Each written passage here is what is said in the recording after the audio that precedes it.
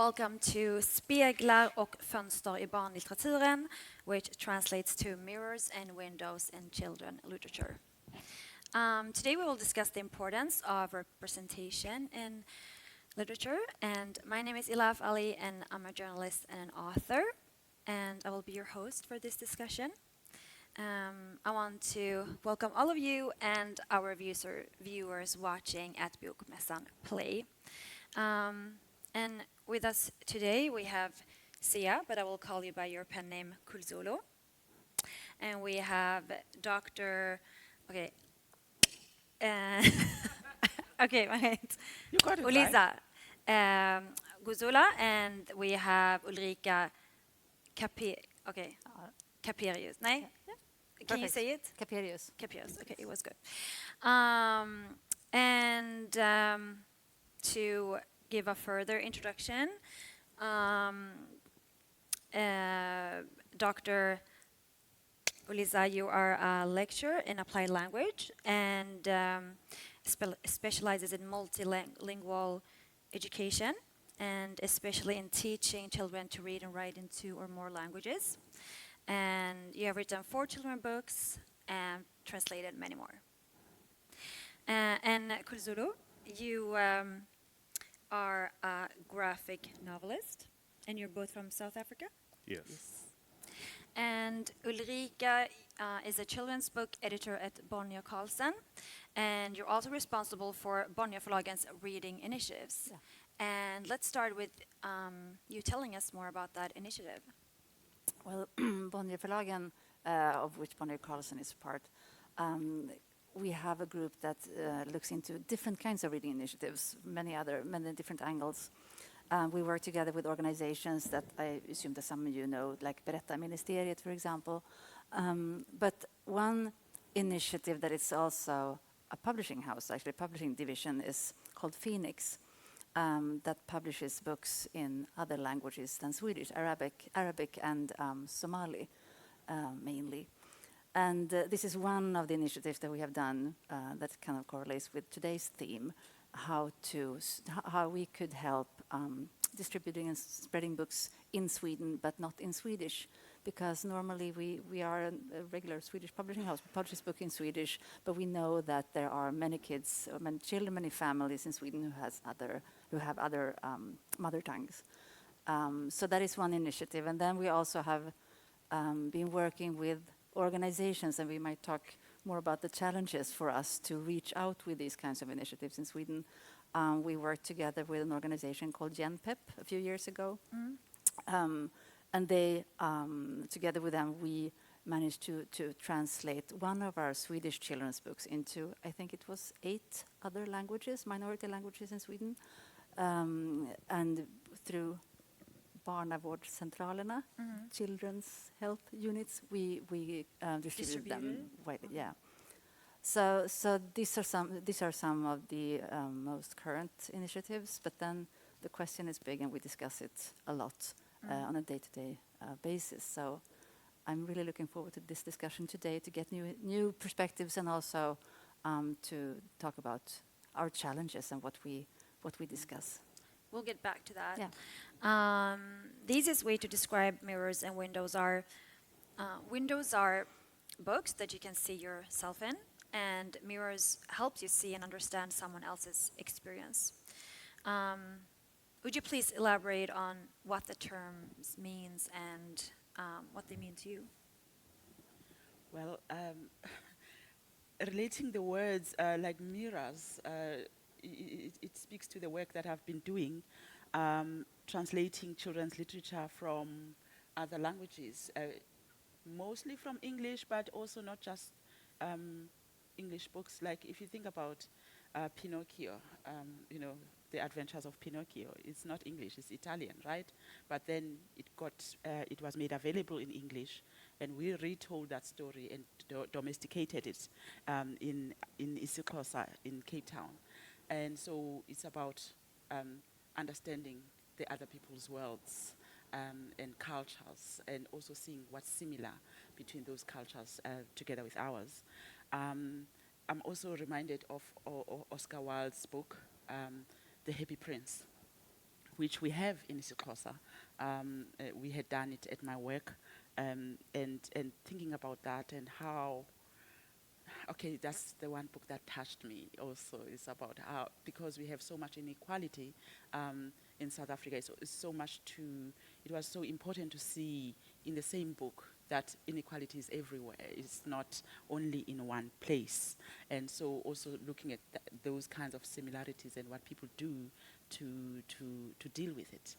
So the mirrors translation allows us to see other people's worlds and give children access to other people's worlds. And so for me, I was kind of worried when I had read somewhere that the English literature in England, they are no longer, since there are more writers, they are no longer translating books from other cultures because they have more writers in the country. And I was like, wow, they are missing out on what's available out there. But in terms of window, it's like seeing yourself in the book. It's so important for representation. So we can't only just take books from outside, but we need to have books that represent the children of South Africa in them. And it is so important to me in the work that I do that I think perhaps initially I started off translating books from outside because there was a kind of death of children's literature in South Africa written by black authors. But the work that I do now is work that is written by South African authors, and I'm saying, okay, you are writing these books in English. You are a South African author who writes in English. I'm going to make this book available to isiXhosa-speaking children, and what I like about this book is that the characters represent a South African child. It's so important for the child, for their identity, for representation, for their sense of being, to see themselves in the books, to see the people they know in the books, to see those kind of things that you were talking about, Nathan, yesterday, about, somebody going to the shop to buy one tea bag, something that is familiar, so that is important to me. And so the work that I do now is so much more focused on looking into, into the window. Much more of that. And Yeah. Kulizulu, what do you say? What does the terms mean to you? A bit of everything. And to add on to what Ulrika and Olisa said, I think, yes, there is that aspect of we all need mirrors to see ourselves, and get familiar with ourselves or remind ourselves of who we are. But then we also need the windows to see the world and have that empathy to go with that. And really to have one without the other is a disadvantage. I think most of us would agree. And I agree, Olisa. I mean, the concept of saying we have enough writers who are writing in a particular manner that we believe represents us, so we don't need other stuff, is actually a disadvantage. But also having said that, I do see mirrors as portals, specifically coming from a science fiction and fantasy and even mythological realm, Now, going into the whole mythological realm, you start seeing mirrors as a spiritual portal, for instance, And it's kind of fun to write about all these things because there's no formula, right? It's like whatever your background has taught you about these sort of realms, you go with it, And sometimes it really takes a hold of you, and it's pretty cool how the mirrors can, in a way, become like windows in that instance. And also, if we look at the scientific aspect, the windows can become mirrors depending on the intensity of light when it's night and day, and all those stuff. So it's a very interesting subject, and I think let me leave it at that for now. Yeah. Some people say that literature is about changing room and perspective. So why is it so important to see oneself? Like, isn't it a modern individual way of looking at it? I'm not saying that's my opinion. It's so important to see yourself in a book, especially for a child. And you must remember that we are countries, like South Africa is a country that was colonized, and so everything about us was stripped off from us. That we don't appear in books, that we don't have people who write books, that we don't have people who speak the languages or write in the languages. So everything has been erased, everything that represents us. So it's so important for children to see themselves in books, I think the work that we are doing is to putting the children and blackness into the center of children's literature, because we are reclaiming, or what this is what my co-writer Atambile says, fetching ourselves, because we were left there or we were erased.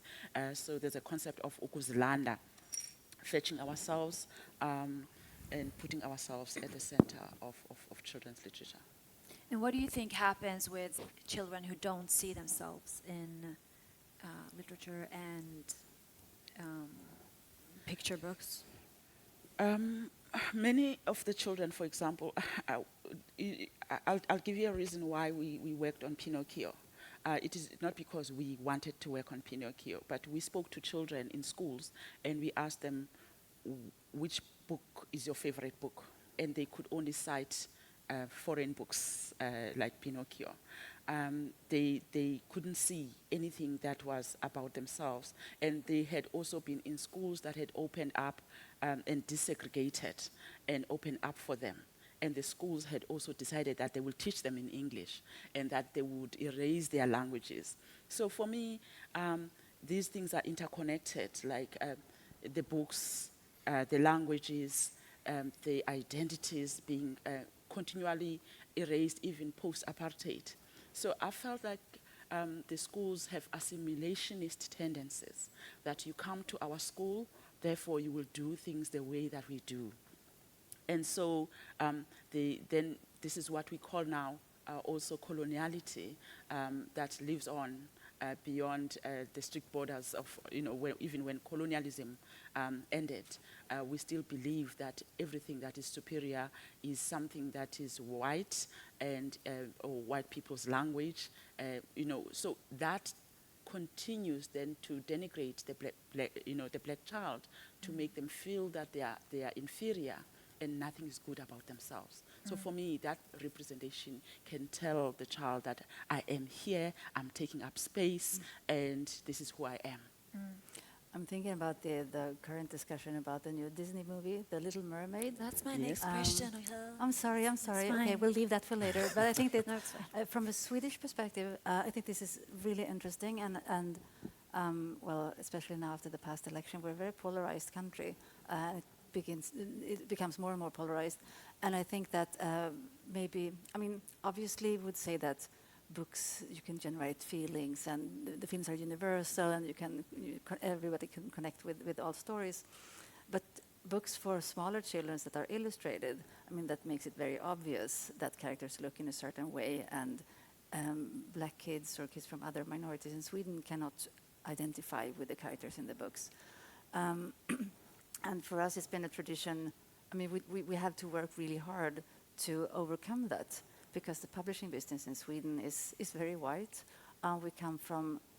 Most of us come from a common background, and we have a hard time attracting authors, because it's also a way of creating diversity in children's books. We have to have authors with stories that tell stories that also can be more inclusive. So that is something that we need to work with every day, and it takes time and effort. But Do you work with it? We do. It is kind of hard because I represent Bonnier Förlagen, which is Sweden's largest publishing house, and especially when it comes to children's books, and I think we might not be the obvious choice, because we're big and very traditional, and we might have people might perceive us as something very traditional, who's not interested or curious in other kinds of stories. So yes, we need to work with it. Because it starts within. Because my experience just publishing one book is that I couldn't find a single person with a non-Swedish background in my publishing company, and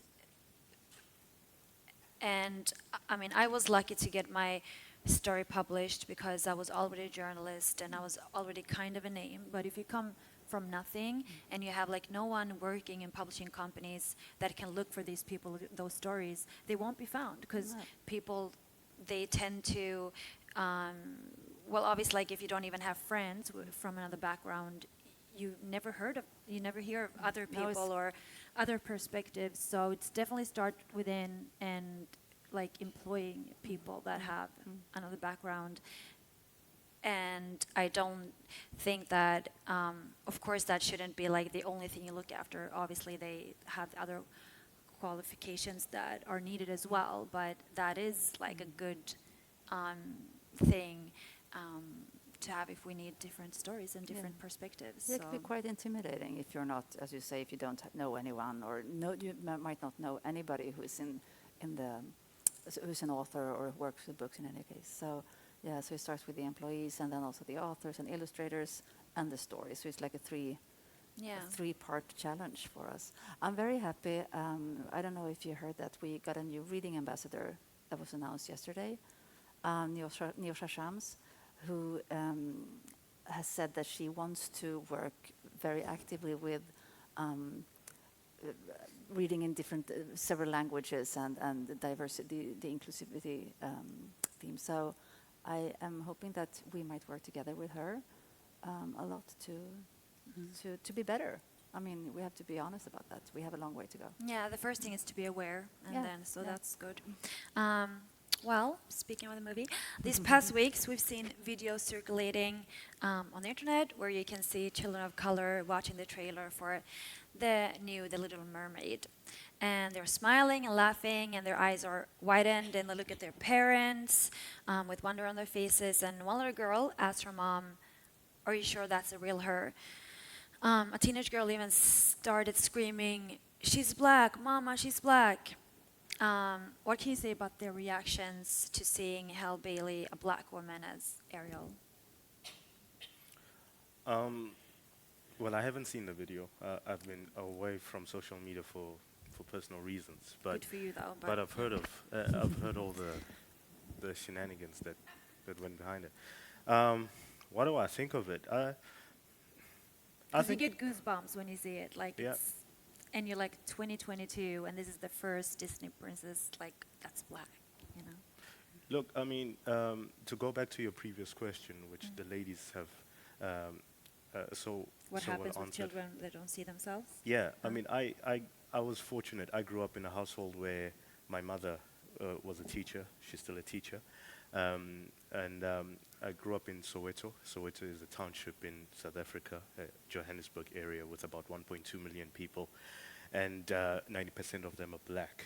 I grew up there, and my mother is teaching in one of the schools there, right? And she told me that the books that are coming into the schools are English, are in English. And very few books are coming in indigenous languages or in the language of the children there. And that's a big problem. And now she would bring these books to our home. So I was lucky. I was getting books as a child. So I got to explore picture books at a very young age, but it was only white children with blonde hair and blue eyes, right, playing in the snow. Even I in mean, South I live Africa. in Soweto, right? Wow. Like, I just cannot relate. But it was cool because it gave me that window, right, to see, okay, so something like that is happening out there. There are people who live like that. Okay, now meeting white people wasn't a shocking experience to me because the windows were there for me. And I empathize with the girl who was shocked or screamed seeing a black. Clearly she didn't have enough windows, right? So that's my take on it. But that's not No, her she fault. was black herself. She was black herself. Yeah. Either So way, she right? she was mirrored in that, like that Oh. was, yeah. Yeah. Well, so I guess the point I'm getting at is it, the whole shock with me when I first saw a book with black people in it. It was called Jafta's Wedding. I forgot who the author of the story is. My grandmother used to like to read that aloud to us. Jafta, the wedding, but it was in English, and I remember just how she used to say it. And I completely stopped caring about books with white children in them because I started seeing me Okay, it was a shock. It didn't make me scream or make me feel bad, but it was still a shock. It's like, oh snap, there's that. Do you remember how old you were? I must have been about 7.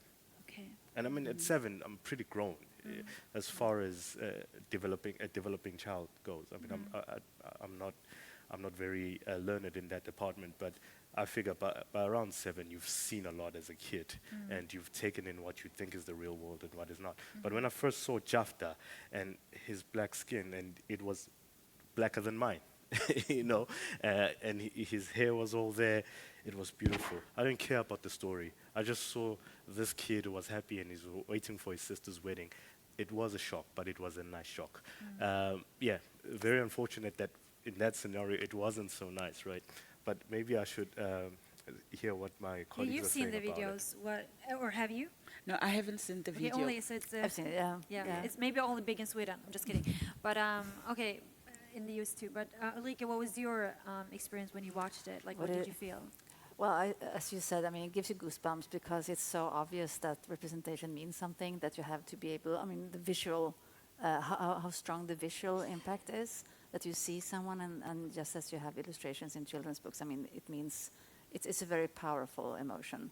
And what I think also is that, you know, I've been not been really able to go off social media, but I've looked at the comments that these American, I think it's an American clip, I think is in an article. Exactly. Yeah, from the And US. how white people are actually also not very happy with this because it's not the way that theirs. That's I mean, also my next question. yeah, but it's you good. see, I'm You're- so ahead of you She's now. ahead of you. You can continue. It's fine. No, but I think it's really interesting because it's something that not that strong and powerful, obviously, but also in children's books in Sweden, we have a tradition. We know what the brothers Lionheart should look like. We think we know how these traditional stories, how they're supposed to be illustrated. And I mean, it's not just about changing skin color on the characters. I mean, people get upset if you just change illustrators. So it's very emotional, I think, from adults, but not from kids. I don't think that kids react in the same strong way if you change your character's look or something. So I think that's something that we need to Definitely. be very careful of what we convey to our children. If we frown and say, like, is this Ariel, the Little Mermaid? She shouldn't look like that. I mean, she should look like in the old movie with the red hair and everything. And it's not even a real person. It's not even a real story. It's not a historical thing. Yeah. And And it's still just a that Pinocchio's makes people Italian, so yeah, upset. yeah. You know, it's so strange. Like, because like you said, it's I've seen that online too. Like, people are angry. They're saying that's not the real Ariel. She doesn't look like that. She's supposed to be white. And what's your reactions when you hear that? What people are commenting? It's for And me. why do you it's think they for- do it? Like, So for me, I think it's whiteness always wanting to center itself, because people are not used to be decentered. They always want to see themselves, but they want to erase others from seeing themselves. So it's not surprising, because I mean, in every little way, even if you put one word of isiXhosa in an English book, people will say, why did you put these words? We don't understand these words. They are so used to understanding everything. Whiteness is so used to understanding everything, is so used to being centered into the books, that the moment you disrupt it, even with a little bit, people react in such a way. But I wanted to make a connection between, you talking about Ariel, the mermaid, but there's also Rapunzel, right? Rapunzel being white and being in our screens. For our South African children have been watching these movies of Rapunzel until such time that one of our South African authors retold the story of Rapunzel and domesticated it and named her Refilwe, that is Zukiswa Vaner, and made her with dreadlocks that are very long. And the children at the reading club, when upon recognizing that this is Rapunzel, they were like, oh, wow, this is so beautiful. But at the time, we were also working with them around critical literacy, using books for critical literacy, and also transforming characters to look like them. So they were so used to doing that work. So when they saw Rapunzel as Refilwe, it was a shock of it was amazement, that they can see somebody looking like them in the books, because they are so used to seeing books that are not representing them.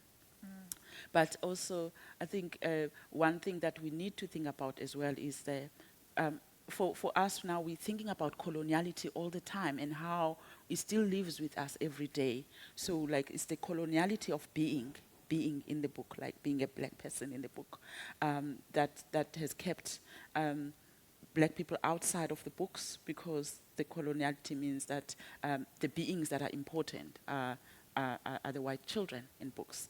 And then there's coloniality of knowledge, like whose knowledge must be in the books.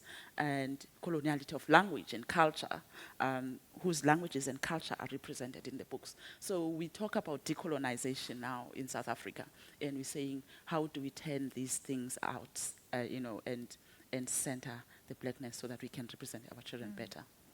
Do you think there's a country that have succeeded in this, that don't have these issues? Like, do you have a country that you look at when you want Like to... a role model, sort of. Or role models, yeah, when you want to, like, make the situation better in Sweden? No, I don't think so. I mean, I was at a conference in London a few years ago, and they have not solved all of these issues, the diversity issues in publishing at all, but they are at another stage in their discussions, and the conference was about diversity in publishing and how to overcome these issues in different ways. So I think that just raising the discussion and talking about it and being very aware, and being aware of that it's a challenge for us and it's work that has to be done, I think is good. But I don't think that anyone has really solved it yet, unfortunately. I mean, I don't know if you have any examples that we should look at. Unfortunately, I don't. But I remember seeing a stat the other day that 50% of the picture books represent white faces, and then the other big number was for animals, and then it came, like just that. So for me, I think the biggest thing is we first gotta find out how do we fix this monopoly on who runs the industry, as it were, right? Who really has the power to produce these books and produce them in numbers? Because honestly, there are a lot of Chinese authors, black authors, Indian authors, non-white authors, that is, who are producing content out there and are producing it in their language, in the image of their people, but they just don't have the resources to take it out there. And I think that's one of the biggest problems. Until we solve that sort of thing, then, I mean, I'm an independent publisher. I've had to do that with some sort of rebelliousness, right? Because I'd go to a publisher and say, yeah, we'll publish that on condition you write it in English, and we also can't. We also need to diversify this thing a little bit and have more white people there, And I'm like, well, when I read stories in English, for instance, Tintin, a graphic novel, I don't care whether they're going to show me a black guy there or not. I know they're not going to show it, but I'm reading it because I like the story, you know what I mean? And my stance is, well, it's fine. If it means begging, borrowing, and stealing to produce the content that I truly believe in and that I feel like the people out there are looking for, then I'll do that. And then maybe we'll go without the big publishers, as it were. So the whole monopoly on in the publishing landscape also plays a role, not only in publishing, also in film production and all these sort of spaces. This is what needs to change too. Yeah, definitely. It's also the PR, it's the companies, it's many different areas in society that are not well diverse. But I just have to ask you, since you became aware of these subjects, do you feel like there's some resistance when you talk to other Swedes about that we need more diversity, or are there some people that don't understand that there needs to be more mirrored, like, I think that there is a very strong will within. I can only speak for my publishing house where I work and my colleagues at Bonnier Flaggen. Very strong will to change things. The problem for us is, sorry, is that when it comes to, I mean, since the issue is in different parts. I mean, recruiting people takes time. We don't do it a lot, and when we do, I mean, you know, the whole. I think that we need to. Maybe we need to put pressure on the ones actually making those decisions, because even if I represent a big company, I'm not in charge of everything, unfortunately. So I think that there is a will to change things, and we are at Bonnier Carlsen, where I work. We have since a few years. We go through all of our picture books or illustrated books and chapter books, but especially the picture books ones, and try to have.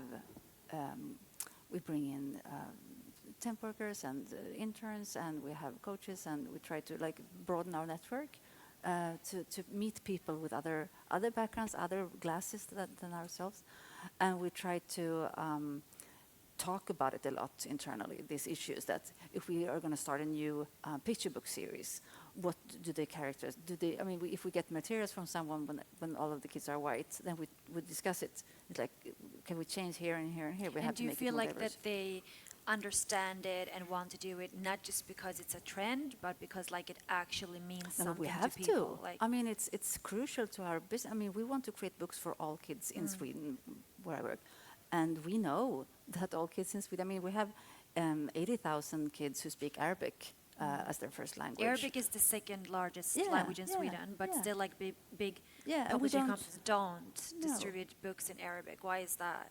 We do distribute books in Arabic. Just to answer the other question, we want our books to reach as many readers as possible. If we take it, I mean, we have no interest in just reaching white kids in Sweden. That's not something that we even talk about. What we do talk about is how we can reach outside of the regular network. We work a lot with schools because there we can reach everyone. And that's super important for us to be able to do that, because we have a hard time. I mean, not everybody goes to libraries or bookstores. How can we reach the other families?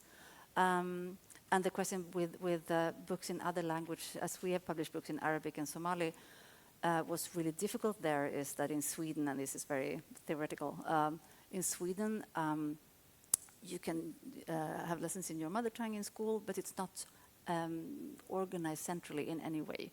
All schools, all parts of Sweden do it in different ways. There's no way in reaching out to all of the mother tongue teachers. It takes a lot of time and effort to reach every single one, and they have not many resources or money, and most of the times the teacher tend to work in different schools. They are one day here, and they have kids in different ages and so on. So we've tried to create this network, but it's been quite time consuming, and it's kind of hard. We would really, and it's kind of hard. I mean, we're still the largest publisher. It's, I would say, impossible for the smaller publishers to do this, because we need help here. We need a way of reaching out. Yeah, I don't know. Like my book was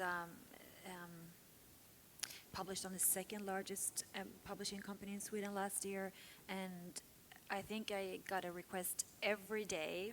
I don't know for how many months. Like, please, could you translate this to Arabic so my parents could read it and in schools? And I told my publishing company, and they were like, we don't distribute books in Arabic. I'm like, but like, why? When you see there's a request, like, why is your like, you just don't do it? Like, I don't understand why you can't change that. Even though you don't do it now, why don't you just change it? Like, why is it so hard to understand? We live in a mixed country. Like, it's yeah, I don't know. There needs to be changes done. And I think that what you're saying is very important. We talked about representation and how to identify in illustrations. But the thing is that, I mean, if you are a kid that has Arabic as your first language, you want to read the same books as your classmates. I mean, for us, we've been translating Swedish books as we publish in Swedish, also in Arabic, so they can read the same books. But also for families. I mean, a lot of parents need to read or do the reading homeworks with their kids in a way that they might not maybe be as they strong want to in understand Swedish. and read what their kids are reading. Exactly. It's important. And you get the common, you know the same worlds. Yeah. I had a discussion before this one, and it was for children books authors, all with Swedish background. And then I asked them, do you think there is a perspective or a subject missing that children's books in Sweden don't bring up? Like, what subjects do you feel are missing? And they spoke about like the HBTQ and all this, and none of them mentioned like the ethnic background or diversity, and when it comes to that. And that was interesting to me, because if you're not from another country and maybe your friends are from the same country as you, you don't see that problem. So I think that, like, at the same time, the people that have been angry about that Ariel, that she's now black, I think they lack maybe black friends that tell them what it feels like not to see yourself in movies or in picture books or read about yourself. And I think that's the biggest problem, because I think, like you said, you're not in charge. I think that many people that are in charge maybe don't have maybe enough knowledge about why this is important, because they only see from their own perspective.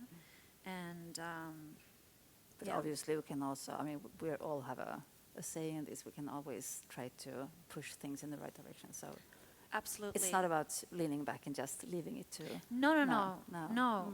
definitely not. It's like just that everyone needs to be more aware, and we need to tell people, like maybe help them even more, and make them aware. Yeah, and we're gonna listen to you two reading soon from your books. I just want to ask if, when you grew up, if you remember, if there's like, never mind.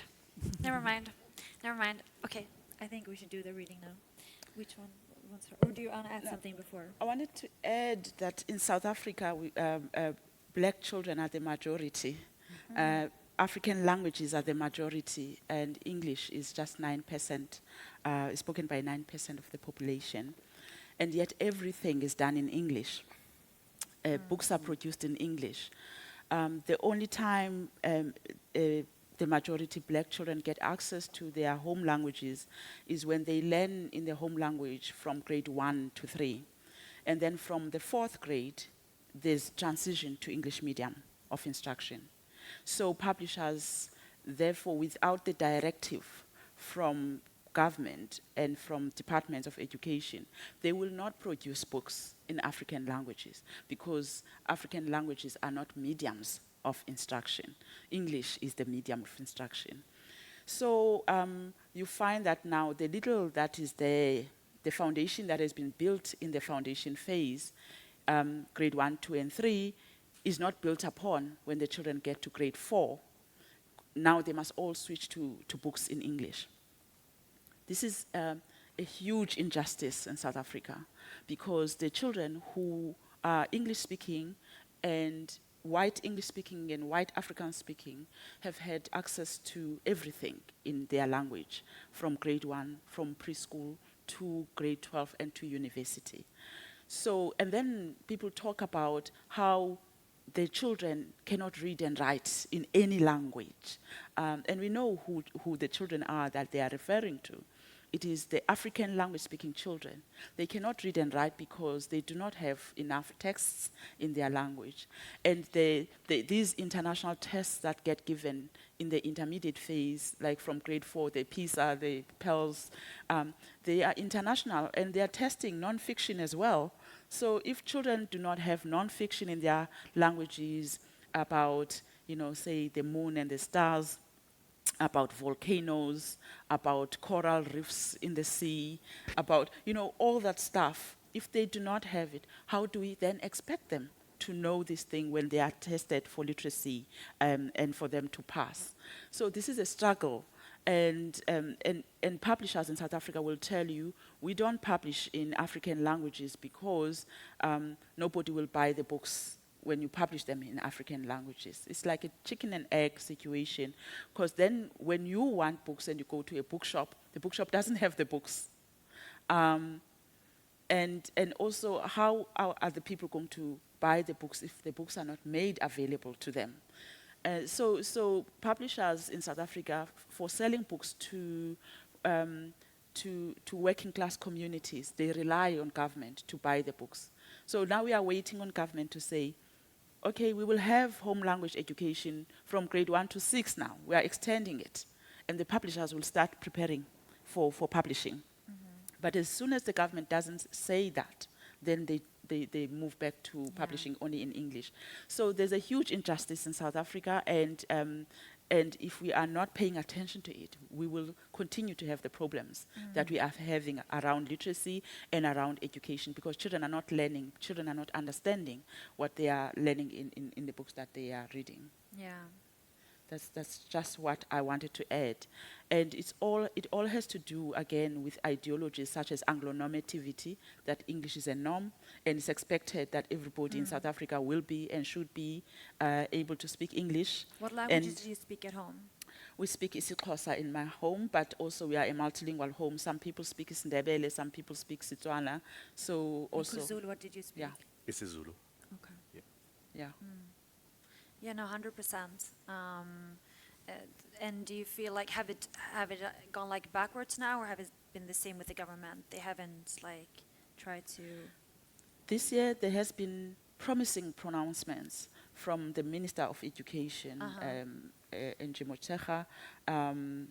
She has pronounced that in the near future we will have home language education from grade 4 to 6. Okay. And that at least extends the education from 3 years to 6 years. And we do hope that not just literature as in fiction, but also non-fiction books will be written for our children to supplement the curriculum, to be there in African languages. So we are crossing our fingers for this to happen. But what's going to happen also is that sometimes you get bad books because there's a rush to publish. So I think publishers need to have a foresight that in case the minister pronounces on mother tongue education, we should have prepared long enough for good quality books to be produced. But now they're going to be doing a rush job. Is there a movement because they're working for gonna be- this? Is there a movement in South Africa? Well, Or is it we have a collective that I belong to called Bualit. Bua means speak out, on language and literacy issues, and on